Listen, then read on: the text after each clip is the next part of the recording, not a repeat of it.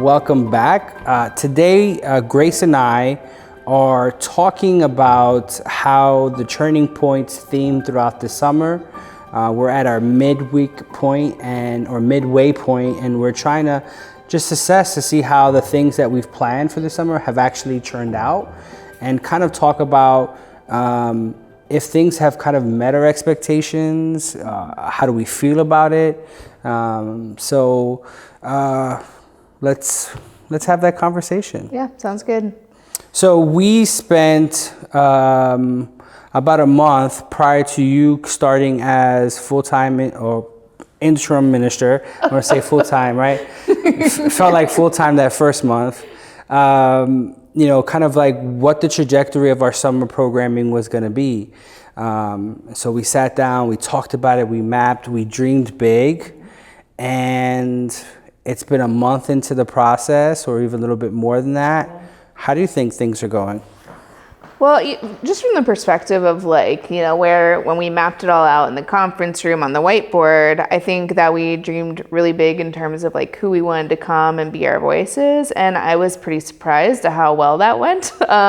Everyone that we asked, except for, I think one person said yes. And we were able to, I think, really come up with a good group of people, both within and outside of the congregation, to sort of give us some good history, but also some good perspective about this is where we are, this is where we've been, but yeah, where are we really going realistically with some of this stuff? And I think that within our wider culture, I think it's been good timing, because, when you talk about this is where we were 15, 20, 25 years ago with becoming open and affirming, we are on a new horizon of that now. It's not okay, we became open and affirming and now queer people in society are gaining greater acceptance. The opposite is happening. Yeah. And I think especially with the rise of monkeypox and it sort of being deemed a gay disease, even though it's not an STI. Oh my gosh. So there are ways in which this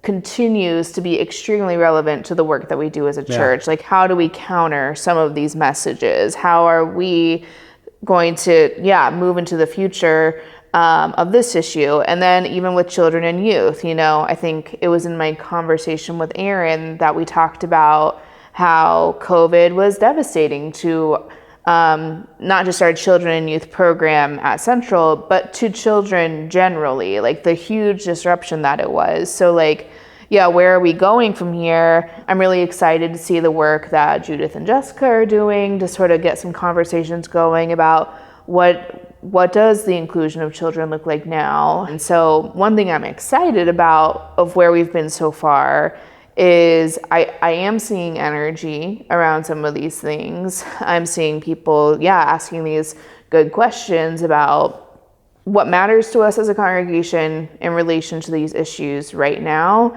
and how might we be in the midst of a turning point in many ways at this moment in the life of this congregation. Part of me thinks about that first day we got together and we dreamed big, right? And, I look back at it and it's is this too much, right? Are we looking at every single turning point? Is it too much? Are we going to, get everyone's energy moving in the positive direction? But should we focusing on one thing, or should we be focusing on two things? For me, as I think about it, did we try to do too much? As I listen to you and I see the energy of people, I can't see how we don't talk about each of those things, because I feel like they're so interconnected. Right. How each one leads into the other one. And so as we are moving forward, I think the only challenges that I see is it could be easy to get people excited about something, right, but then how do we move them past the excitement to actually moving forward and not necessarily implement things, but how do we help shape and change, kind of what the future looks like. Right. And I think that's not necessarily what our intentions were, but now for me, as I think about it, like what's next? Right. I think we've mentioned that in sermons, like, what's next? Right. So by the time this airs, people will have heard my sermon this Sunday. So you guys will get kind of an interesting perspective on like my own thought process of writing this sermon. But, we're moving into this section on about visioning for inclusion and justice. And that was related to the turning point of developing our mission statement. And one thing I've found interesting is I've reached out to some people about like, well, what was that process like? A lot of people are like, well, I don't really remember what the process is like. This is no shade to those people. Yeah. And so it's like, well, then what better time to maybe start this revisioning process of with new people in the congregation. There's a lot of people who now are part of this congregation who weren't here 15 years ago, who have no idea what this process was like. And so I think not only, and I don't think there's anything necessarily wrong with our current mission statement, but one thing I think we need to be really mindful of as we're examining all these turning points, and then as we look at the mission statement, is that's not just something that's designed to live on a website. Like we're supposed to say, like, this is who we are. Yeah. So like, how can we hold up, our commitment to justice in all these areas and say like, are we actually embodying this mission statement? The stated goal of the original team that got the mission statement process going 15 years ago was that they wanted to find a way for our congregation to like have our deepest passions intersect with our community's needs, like that Frederick Buechner quote. Are we still doing, are we still doing that? And so I think there's a lot of passion in this congregation. But as we look toward the future, it's, I think that's something we need to continually be asking ourselves, especially when COVID served as a bit of a wake-up call of like, oh, maybe we haven't been working toward we as a society aren't where we want to be. And also, like, we as a congregation, it's like a wonderful and scary opportunity to shake everything up. Yeah. One of the things I see as a connection to both the children and youth and the vision and implementing, which we're talking about inclusion and justice, is, you and I this past Monday went down to the State House as they were having this special session about healthcare, abortion rights here in Indiana. While we were there for about an hour and a half trying to get in, we were not unable to do that. Right. However, there were others within our community who were, and two that stood out to me, that there were two youth in our church who were able to go in there and have their signs and feel as if their voices were going to be heard. And that reminds me of the importance of having a community that is thinking about the spaces to help foster their children and their youth, so that as they're talking about justice and inclusion, it isn't just the adult voice, it's the child voice, it's the youth voice, it's the voices of the multi-generations that are actually working for that. So I think kind of my hope that I keep going back to as we are talking about the turning point and moving forward is, once again, I think what this pandemic has shown me is we need to be extremely proactive in how we think about our future, instead of reactive, right? So, what are we doing? You mentioned monkeypox, right? And again, the stigmas that are starting to be said in the media about those things. Right. For those who lived during the AIDS epidemic in the 80s and early 90s, they've probably heard that same thing, right? So then how do we prepare our community to combat and face those things, so we're not dealing with the same types of issues that other generations had to deal before. So never in my wildest dreams did I think that what we set out to do this summer would involve we weren't like, hey, how is the SCOTUS going to react towards gun rights, Miranda rights? Right.